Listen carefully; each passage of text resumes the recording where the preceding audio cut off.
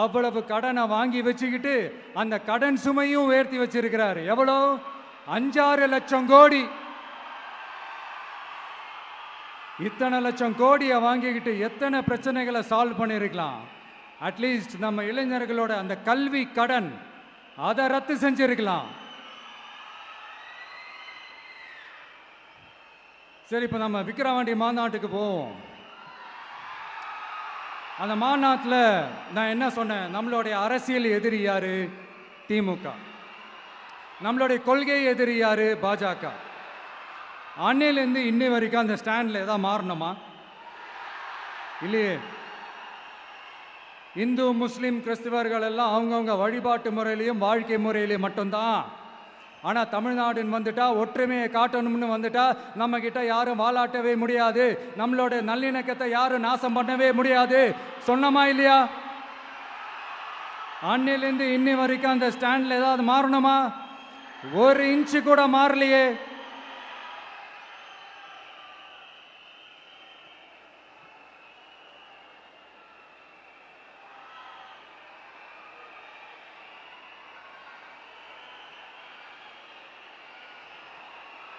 ஒரு இன்ச்சு கூட மாறலையே. மதச்சார்பற்ற சமூக நீதி கொள்கை தானே நம்மளுடைய கொள்கை. அதுலேருந்து மாறவே போறதில்ல. 100% நீங்க உங்க விஜயை இந்த விஷயத்துல நீங்க நம்பலாம். இந்து முஸ்லிம் கிறிஸ்தவர்களுக்கான ஆளா தான் இந்த விஜய் எப்பவுமே இருப்பான். எம்மதமும் நம் மதம் அப்படின்ற அந்த ஒரிஜினல் முகம் தான் இந்த விஜயினுடைய முகம். இன்னொன்னு என்ன சொன்னோம்? A lion is always a lion. சிங்கம் தனியா வந்தாலும் தண்ணி காட்டிடும். இது சும்மா மொரட்டு கான்ஃபரன்ஸ்லாம் சொல்லல. உலகம் பூரா கடவுள் நமக்கு கொடுத்திருக்கிற கோடிக்கணக்கான நம்மளுடைய வகையராக்கள் நம்மளோட இருக்கிற அந்த கான்ஃபரன்ஸ்ல நான் சொன்னேன்.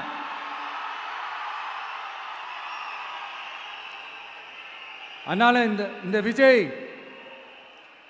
ஒன்று சொன்னானா அதுலேருந்து மாறவே மாட்டான். சும்மா இந்த ஸ்டாலின் சார் மாதிரி எல்லாம் கிடையாது.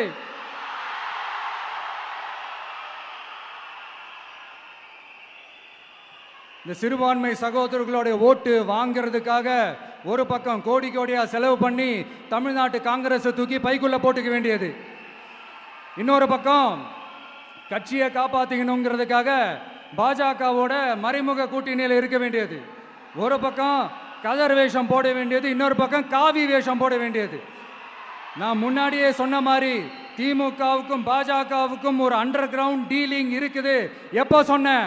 கிட்டத்தட்ட ஒரு 1.5-2 வருஷத்துக்கு முன்னாடி சொன்னேன். அன்னைக்கு சொன்னது இன்னைக்கு இந்தியா முழுக்க எதிரொலிக்குதா? West Bengal CM Mamta Banerjee madam இதைத்தானே சொன்னாங்க. இன்ஃபேக்ட் ஸ்டாலின் சார் பேரை மென்ஷன் பண்ணி அந்த குற்றச்சாட்டை சொன்னாங்க. இதுக்கு என்ன சார் பதில் வச்சு சொல்ல போறீங்க? ஸ்டாலின் சார் மக்கள் கிட்ட மாட்டிக்கிட்டு முழிக்கிறாரு. இந்த தேர்தலில் திமுக தோக்க போறது உறுதி.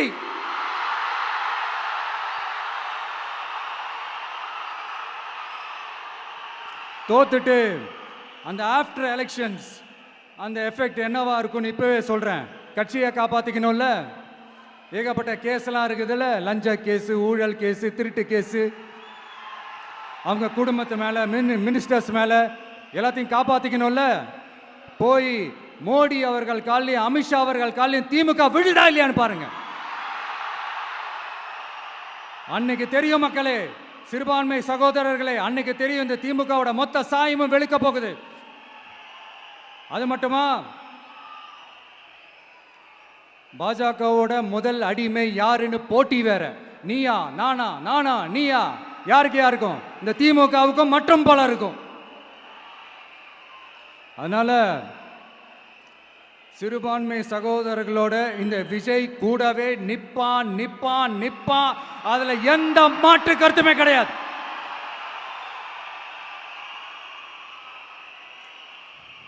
இப்ப ரீசெண்டா நிறைய காமெடியெல்லாம் நடக்குதுல்ல. ஸ்டாலின் சாரும் இந்த மற்றும் பலரும் ஒன்றா சேர்ந்துக்கிட்டு இந்த கருத்து கணிப்புன்ற பேரில் நிறைய அந்த கடுப்பில் விட்ட கணிப்பெல்லாம் விட்டுக்கிட்டு இருக்காங்க. அதில் திமுக 300 சீட்டு ஜெயிக்குமா, மற்றும் பலர் 700 சீட்டு ஜெயிக்குமா? யோ, எங்கேயா இருக்கு இத்தனை சீட்டு? குருட்டா மேட்டுக்கு சும்மா அடிச்சு விடுறது. ஒரு தில்லமுள்ளுக்கு ஒரு அளவே இல்லை. 40 வயசுக்குள்ள இருக்கிறவங்க மட்டும்தான் விஜய்க்கு ஓட்டு போடுவாங்களாம். 50 வயசுக்குள்ள இருக்கிறவங்க மட்டும்தான் இந்த விஜய்க்கு போனா போதுன்னு ஓட்டு போடுவாங்களாம். இந்த 40 வயசுக்குள்ள இருக்கிறாங்களா இந்த ஓட்டர்ஸ், அவங்களாம் ரொம்ப கம்மியா. ஆனால் இந்த 50லேருந்து 80 வயசு வரைக்கும் இருக்கிறாங்களே அந்த ஓட்டர்ஸ் ரொம்ப ஜாஸ்தியா. ஆனால் அவங்க யாரும் விஜய்க்கு ஓட்டு போட மாட்டாங்களாம். இப்படி பில்டப் மேலே பில்டப் ஓங்கி மண்டையில நறுக்குன்னு குத்துற மாதிரி நம்ம எலெக்ஷன் கமிஷன் ஒரு டீட்டெயில்டு ரிப்போர்ட் ஒன்று வெளியிட்டு இருக்கிறாங்க. அதில் 40 வயசுக்குள்ள இருக்கிற அந்த ஓட்டர்ஸ் 2,37,00,000 சொச்சமா. அதில் 50 வயசுக்குள்ள இருக்கிறவங்களையும் உள்ள சேர்த்துக்கிட்டீங்கன்னா 3,65,00,000 சொச்சமா. அந்த 3,65,00,000 சொச்சத்தில் 50 வயசுக்குள்ள இருக்கிற நம்மளோட அக்கா தங்கச்சிங்க மட்டும் எவ்வளவு தெரியுமா? 1,77,00,000 சொச்சமா. எங்கடா போனீங்க கடுப்புல விட்ட கணிப்பாளர்களே? எங்க போனீங்க? சும்மா டர்னா டர்தான்.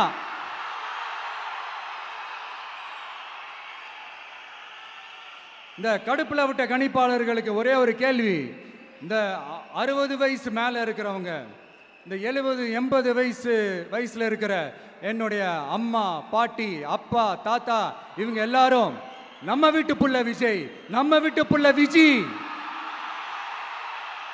அப்படின்னு சொல்றதெல்லாம் உங்க காதுல விழலையோ? இந்த உண்மையெல்லாம் வெளியில சொல்லிராதுன்ட்டு 2 பேரும் நல்லா கவனிச்சு அமிச்சாங்களோ? அதனால இந்த கருத்து கணிப்பு, கடுப்புல விட்ட கணிப்பு, என்ன கணிப்பு என்ன விட்டாலும் திமுகவும் இந்த மற்ற பலரும் மண்ண கவ்வ போறது உறுதி. அவங்களோட இந்த ஆட்சி கனவு, லஞ்ச கனவு, ஊழல் கனவு, கொள்ளையடிக்கிற கனவு எல்லாம் கதம் தான். இப்போ ரீசெண்டா பாண்டிச்சேரி எலெக்ஷன்ல அந்த எலெக்ஷன் டேல கிட்டத்தட்ட 90% மேல போலிங் ஆயிருக்குது. விட்டா 100% ஆயிருக்கும் போல் இருக்கு. அதே மாதிரி போலிங் நம்ம தமிழ்நாட்டில் நடக்குதா இல்லையான்னு பாருங்க. அதனால மக்களே, உங்க எல்லாரையும் கையெடுத்து கும்பிட்டு கேட்கிறேன், பூத்துக்கு போய் ஸ்டாலின் சார் கிட்ட இருந்து நம்ம தமிழ்நாட்டை காப்பாத்தி ஆகணும், நம்ம ஜனநாயகத்தை காப்பாத்தி ஆகணும். என்ன பிஸியா இருந்தாலும், என்ன வேலையா இருந்தாலும், என்ன வெளியூர்ல இருந்தாலும், எந்த பூத்துல உங்களுடைய ஓட்டு இருக்குதோ அங்க வந்து தயவு செஞ்சு நம்மளுடைய விசில் சின்னத்துக்கு உங்க ஓட்டு போடுங்க. தயவு செஞ்சு உங்க விஜய்க்கு ஒரு வாய்ப்பு கொடுங்க. இந்த நேரத்தில் வெளிநாட்டில இருந்து பணம் செலவு பண்ணி ஃப்ளைட் டிக்கெட் புக் பண்ணி இங்க வந்து ஓட்டு போட வந்த நம்மளுடைய நண்பிகள் உங்கள் அனைவருக்கும் இந்த நேரத்தில் என்னுடைய நன்றியை தெரிவிச்சுக்கிறேன்.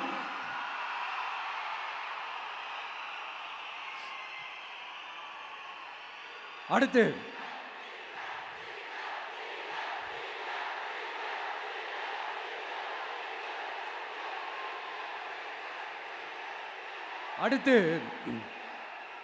ஏதாவது ஒரு பிரச்சனைனா விஜய் வெளியவே வரமாட்டாராம். இது யார் சொல்றா? இந்த மற்றும் பலர் கட்சியில் ஒருத்தர் இருக்கிறார்ல, 10 தடவை தோத்து போனாரு, இன்னமும் திருந்தாத ஒருத்தர், அவரு சொல்றாரு, ஐயா அனுபவசாலி அவர்களே, உங்ககிட்ட ஒரே ஒரு கேள்வி ஒன்று கேட்குறேன். இந்த சேலத்துக்கு பக்கத்தில் இருக்கிற அந்த தொகுதியில் மட்டுமே போய் பதுங்கிக்காம தமிழ்நாட்டில் வேற ஏதாவது ஒரு தொகுதியில் நின்று உங்களால் ஜெயிச்சு காட்ட முடியுமா? சாரி முதல்ல நிற்க முடியுமா? முதல்ல அதை செஞ்சுட்டு அப்புறமா இந்த விஜயை பற்றி பேசுங்க பாஸ். சும்மா நசன்னு சொந்த தொகுதியிலேயே தோத்துருவோம்னு பயந்து தான் நம்மளுடைய சின்னத்தையே திருடினவர் தானே.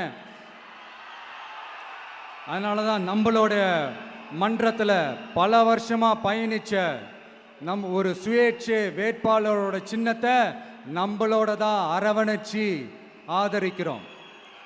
அதனால எடப்பாடி தொகுதி மக்களே, அந்த சுயேட்சை வேட்பாளரோட சின்னத்தில் அந்த டிவி சின்னம் அந்த டிவி சின்னத்தில் நீங்க ஓட்டு போடுறது நம்ம விசில் சின்னத்துக்கு நீங்க ஓட்டு போடுற மாதிரி. அதனால எடப்பாடி தொகுதி மக்களே தயவு செஞ்சு அதை மறந்துடாதீங்க. இந்த திமுகவுக்கும் மற்றும் பலருக்கும் ஒரு காமன் ஓனர் ஒருத்தர் இருக்கிறார்ல, யாரு? பாஜக. அதில் ஒரு பாஜக மந்திரி ஒருத்தர் சொல்றாரு, விஜய் என்னப்பா விஜய் நடிக, விஜய் நடிக, விஜய் நடிக, விஜய் நடிக. ஆமா நான் நடிகன் தான், இப்போ யாரும் இல்லைன்றா. என்னமோ இவர் என்னமோ புதுசா கண்டுபிடிச்ச மாதிரி. ஆனா நான் அரசியலுக்கு வந்துட்டு நடிக்கல, அரசியல் நான் நடிக்கல. ஆனா நீங்க என்ன பண்றீங்க?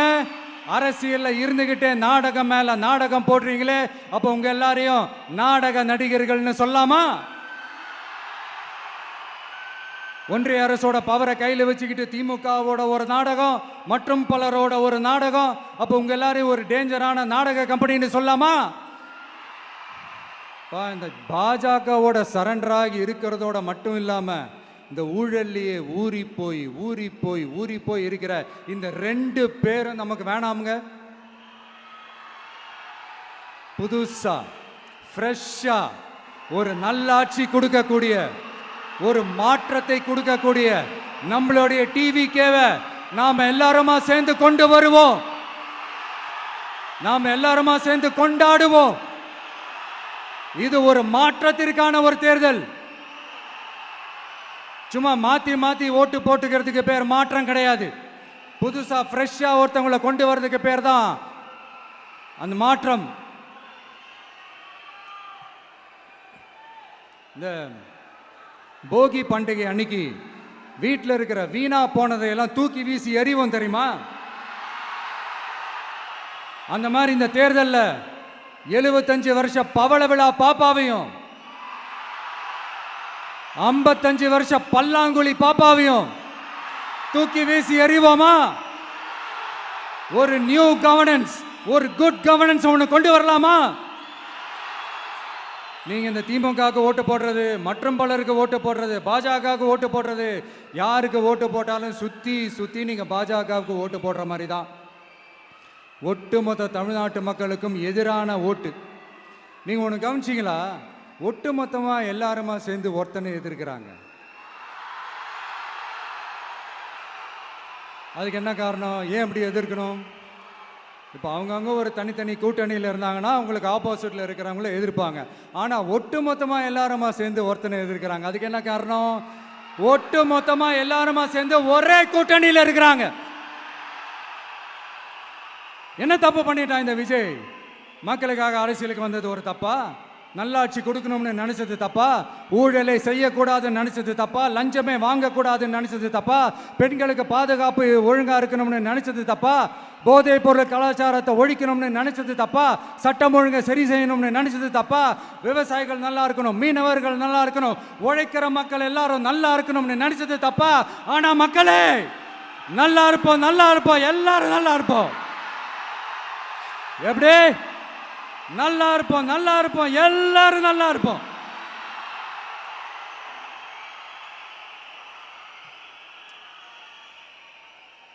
இந்த நேரத்தில் ஒவ்வொரு வீட்டில் இருக்கிற என்னுடைய குட்டி நண்பா நண்பீஸுக்கு ஒரு ரிக்வெஸ்ட். உங்களுக்கு ஏதாவது ஒரு சாக்லேட்டோ இல்லை ஏதாவது ஒரு கிண்டர் ஜாய் வேணும் அப்படின்னா அழுது அடம் பிடிச்சி சக்ஸஸ் பண்ணிடுறீங்கல்ல, அந்த மாதிரி உங்களுக்கு ஏதாவது ஒரு ட்ரெஸ் வேணும்னா அழுது அடம் பிடிச்சி சக்ஸஸ் பண்ணிடுறீங்களே, அந்த மாதிரி உங்களுக்கு பிடிச்ச இந்த விஜய் மாமாவுக்காக, இந்த விஜய் மாமா ஜெயிக்கணுன்றதுக்காக, நம்ம தமிழ்நாடு ஜெயிக்கணுன்றதுக்காக உங்க வீட்டில் இருக்கிற உங்களுடைய அம்மா அப்பா சித்தி சித்தப்பா பெரியப்பா பெரியம்மா ஒவ்வொரு வீட்டில் இருக்கிற ஓட்டு போடுற வயசுல இருக்கிற அண்ணா அக்கா எல்லாருக்கிட்டையும் விசில் சின்னத்துக்கு ஓட்டு போட சொல்லுங்க. சப்போஸ் யாராவது ஓட்டு போடாம வீட்டில் உட்கார்ந்துட்டு இருந்தாங்கன்னா அவங்க காதலியே போய் அன்பா விசில ஊதி ஓட்டு போட ஓட வைங்க. விசிலுக்கு ஓட்டு போடுற வரைக்கும் விடாதீங்க.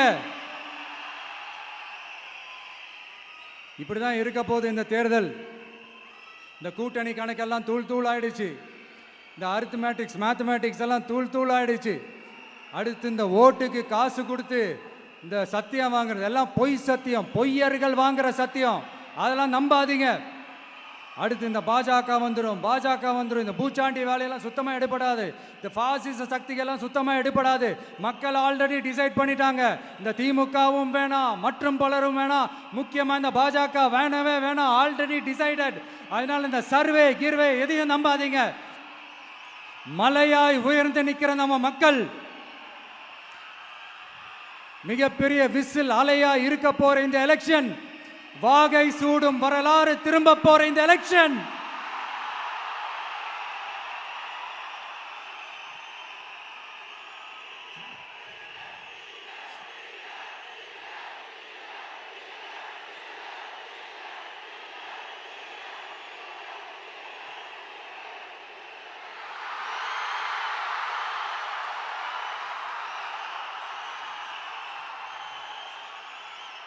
அதனால சார், ஸ்டாலின் சார், இந்த தேர்தலுக்கு அப்புறம் நீங்க தோத்ததுக்கு அப்புறம் எப்படிலாம் ஃபீல் பண்ண போறீங்கன்னு கொஞ்சம் சொல்லவா? ஏன்டா இந்த விஜய பாடா படுத்தணும், ஏன்டா இந்த விஜயை வேதனைப்படுத்தணும், ஏன்டா இந்த விஜய்க்கு எதிராக சதி செஞ்சோம், ஏன்டா இந்த விஜய்க்கு எதிராக சூழ்ச்சி செஞ்சோம் நினைச்சு நினைச்சு நினைச்சு ஃபீல் பண்ண போறீங்க. மக்களே உங்களை ஃபீல் பண்ண வைக்க போறாங்க. நான் என்ன கெடுதல் செஞ்சுட்டேன் உங்களுக்கு? நீங்க சாப்பிட்ற சாப்பாட்டில் ஏதாவது மண்ணை அள்ளி போட்டேனா? உங்களுடைய ஆட்சியினுடைய லட்சணத்தை, உங்களுடைய ஊழலை, நீங்களும் மந்திரிகளும் அடிக்கிற கொள்ளையை மக்களுக்கு எடுத்து சொன்னேன். இதை சொல்லாம வேற என்னத்தை சொல்லுவாங்க? இப்ப இந்த கரூர் விஷயத்துக்கு வரேன். கரூர்ல என்ன நடந்ததுன்னு அந்த கரூர் மக்களை கேட்டாலே புட்டு புட்டு புட்டு வைப்பாங்க. ஏன் மேல பழியை தூக்கி போடுறீங்க? என்னமோ நாங்க அரசியலே பண்ண மாட்டோம், இந்த விஷயத்துலலாம் நாங்கள் அரசியலே பண்ண மாட்டோம், வீடியோ போட்டுவிட்டு போய் சட்டசபையில் உட்காந்துக்கிட்டு ஏன் மேலே பழியை தூக்கி போடுறீங்க? லேட்டாக வந்துட்டாருன்னு போலீஸ் கொடுத்த டைம்ல நாங்க இருந்தேன். நாமக்கல்ல இருந்து கரூர் வர வழியில இருந்த மக்கள் எல்லாரையும் நான் என்ன அம்போன்னு விட்டுட்டு வர சொல்றீங்களா? நாமக்கல்ல இருந்து கரூருக்கு நான் எப்படி வந்தேன், எவ்வளவு நேரத்தில் வந்தேன், உலகமே லைவ்ல பார்த்துக்கிட்டு இருந்தது. வாய் கூசாம ஏன் மேல பழி தூக்கி போடுறீங்க? ஒரு மனசாட்சின்றது வேணாம்? சரி, நீங்க தான் எதுவுமே பண்ணல சார், அப்புறம் ஏன் சார் 20 வருஷமா கரூர்ல மட்டுமே, கரூர் பகுதியில் மட்டுமே போட்டி போட்ட உங்களுடைய ஒரு அடிமைய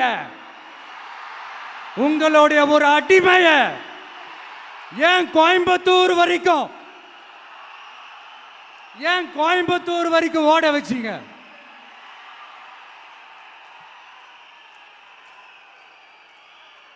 அதனால மக்களே, அத்தனை வழிகளையும் தாங்கிக்கிட்டு உங்களுக்காக நீதி கேட்க வந்த இந்த விஜய், இப்போ நான் உங்ககிட்ட நீதி கேட்கிறேன். நீங்க தயவு செஞ்சு எனக்கு நீதி வழங்கணும். எப்படி வழங்கணும்?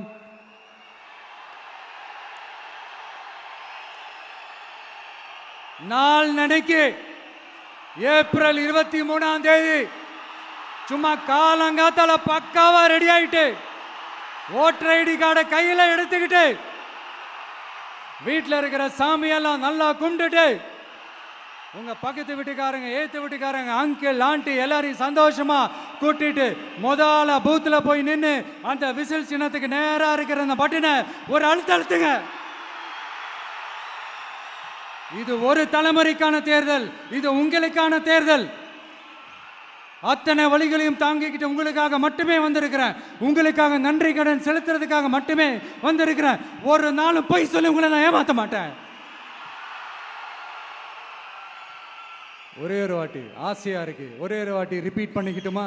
கடைசியா இந்த 4 முனை போட்டி, 40 முனை போட்டின்னு எத்தனை முனை போட்டின்னு எத்தனை உருட்டினாலும் இங்க 2 முனை போட்டி தான். ஒன்று இன்னொன்னு எஸ், ஒன்னு டிவிகே, இன்னொன்னு டிஎம்கே. மக்கள் விரோத ஆட்சி நடத்துற ஸ்டாலின் சார் வேணுமா? மக்களை நேசிக்கிறவங்க விஜய் வேணுமா? அவ்வளவுதான் இந்த எலெக்ஷனு.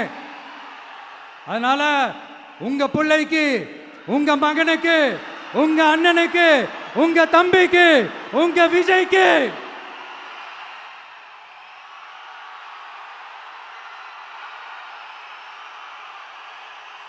ஒரே ஒரு வாய்ப்பு கொடுங்க. தயவு செஞ்சு விசில் சின்னத்துக்கு ஓட்டு போடுங்க. இது ஒரு விசில் புரட்சி தேர்தலாக இருக்கணும். மே 4ஆம் தேதி அந்த ரிசல்ட் வர டே ரொம்ப ஸ்பெஷலான டே அப்படின்ட்டு ஸ்டாலின் சார் சொன்னாங்க. ஆமாம் ஆமாம், ஸ்பெஷலான டே தான். அக்னி நட்சத்திரம் ஸ்டார்ட் ஆகிற டே, கத்திரி வெயில் ஸ்டார்ட் ஆகிற டே. அந்த கத்திரி வெயில் மண்டைய பொழக்கும். அது மக்களுக்கு ஆகவே ஆகாது. நம்பிக்கை உள்ள மக்கள் யாரும் நல்ல காரியங்கள் அந்த அக்னி நட்சத்திரம் டைம்ல செய்யவே மாட்டாங்க. சூரியன் பட்டா சன் ஸ்ட்ரோக் வரும். எப்படா இந்த சூரியன் மறையும், எப்படா இந்த சூரியன் ஒளியும். குழந்தைங்கள்ல இருந்து பெரியவங்க வரைக்கும் அந்த சூரியனை வெறுத்து ஒதுக்குவாங்க. அதுதான் இண்டிகேஷன், அதுதான் இந்த ரிசல்ட்டுக்கான இண்டிகேஷன். ஓம் சக்தி பராசக்தி, திமுக ஒரு தீய சக்தி. அந்த தீய சக்தியை ஒட்டுமொத்த தமிழ்நாட்டு மக்களும் ஓட ஓட ஓட விரட்டி ஃபுல் ஸ்டாப் வைக்க போற நாள் மே 4th.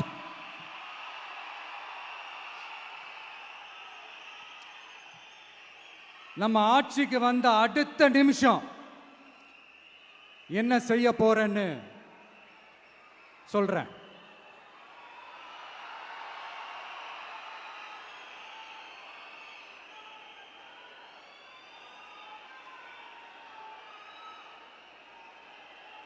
நம்பர் 1, தமிழ்நாட்டில் இருக்கிற எல்லா குடும்பங்களுக்கும் உறுதுணையாக இருக்கத்தான் நாம் அரசியலுக்கே வந்தோம். அந்த எண்ணத்தோட வெளிப்பாடு தான் நம்மளோட ஒவ்வொரு குடும்பத்திற்குமான உத்தரவாதம். 200 யூனிட் கட்டணமில்லா மின்சாரம். நம்பர் 2, என்னோட பாட்டி, அம்மா, அக்கா, தங்கச்சிங்க எல்லாரும் தமிழ்நாட்டில் எல்லா இடத்துக்கும் அனைத்து அரசு பேருந்துகளிலும் கட்டணம் இல்லாமலே போகலாம். நம்பர் 3, சட்டம் ஒழுங்கு சரியா ரொம்ப ஸ்ட்ரிக்டா நிலைநாட்டியே தீருவோம். அதோட வெளிப்பாடா பெண்கள் பாதுகாப்புக்கான மிக கடுமையான சிறப்பு சட்டம் கொண்டு வரப்படும். அது மட்டும் இல்ல, நம்ம இளைஞர்களோட பாதுகாப்புக்காக போதைப் பொருள் தடுப்பு மற்றும் ஒழிப்புக்கான சிறப்பு சட்டம் கொண்டு வரப்படும். And I will visit one district headquarters, that is the collector's office of Tamil Nadu, to meet the public of that particular district and receive their petitions. இதை நான் ரெகுலரா பண்ணுவேன். இதெல்லாம் செய்வோம். இதோட நாம சொன்னதெல்லாம் கொஞ்சம் கொஞ்சமா நம்ம ஆட்சிக்கு வந்ததுக்கு அப்புறம் செஞ்சு காட்டுவோம். சொல்லாததையும் செய்வோம், அது வேற விஷயம். ஆனா இப்போ நம்மளால செய்யறத செய்ய முடிஞ்சதை மட்டும் இப்போதைக்கு நான் சொல்லியிருக்கிறேன். மக்களே, நாளைக்கு ஏப்ரல் 23ஆம் தேதி அன்னைக்கு ஒரு நாள் மட்டும் இந்த விஜய் சொல்றத கேளுங்க. கேட்டுட்டு தயவு செஞ்சு விசில் சின்னத்துக்கு ஓட்டு போடுங்க. அடுத்து வர 5 வருஷம், அது என்ன 5 வருஷம், அடுத்து வர எல்லா வருஷமும் நீங்க சொல்றத நான் கேட்கிறேன். நீங்க சொல்றத இந்த விஜய் கேட்பான். கான்பிடென்டா இருங்க, நல்லதே நடக்கும். வெற்றி நிச்சயம், வெற்றி நிச்சயம், வெற்றி நிச்சயம். மீண்டும் சந்திக்கும் வரை, மீண்டும் சந்திக்கும் வரை நன்றி, வணக்கம்.